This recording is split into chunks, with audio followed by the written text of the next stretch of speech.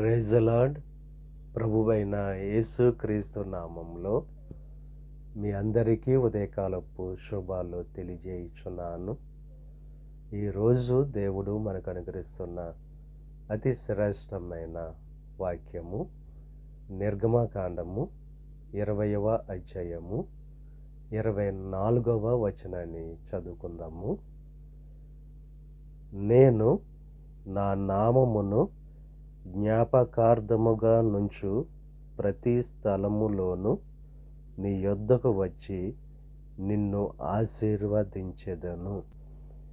ఎవరైతే దేవుని యొక్క నామమును జ్ఞాపకం ఉంచుకుంటారో ఆ ప్రతి స్థలమునకు దేవుడు వచ్చి వారిని ఆశీర్వదిస్తానని చెప్పి వాగ్దానం చేస్తున్నారు.